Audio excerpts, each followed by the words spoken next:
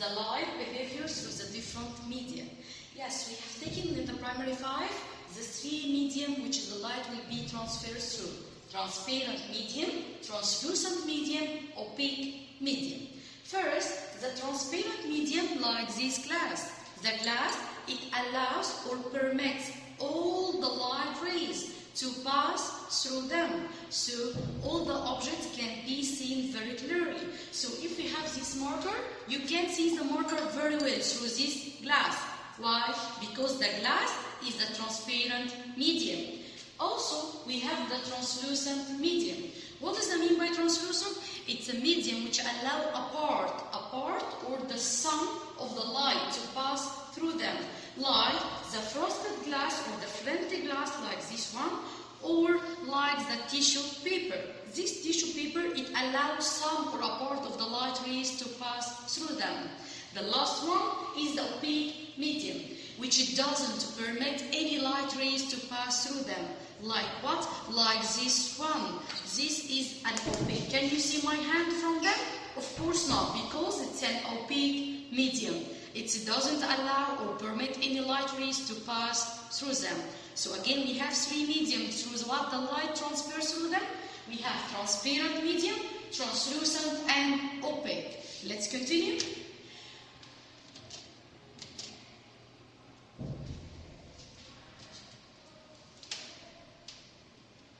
When I'm going to ask you, the thickness of the transparent medium affects on the quantity of the light.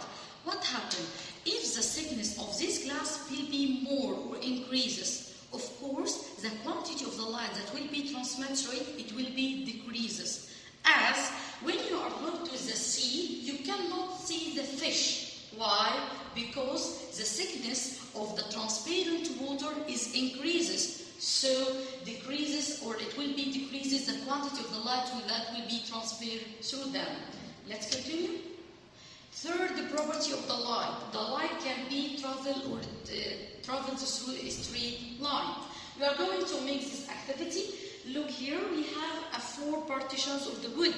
These 4 partitions of the wood, we will call them A, B, C, D. We are going to make a hole in the medium or in the center point of these 3 partitions, and getting the torch, we are going to show the light torch will passes from the A to B to C to D again. So from this experiment we have the conclusion, as the light travels through the transparent medium as in a straight line. Again, the conclusion, the light will be traveling in a straight line. Let's continue. The light intensity. What does that mean by intensity? We said previous lesson the sound intensity. If you remember, the intensity means the amount of the energy that falls perpendicular in the unit area. Again, the intensity means the amount of energy falling in this unit area.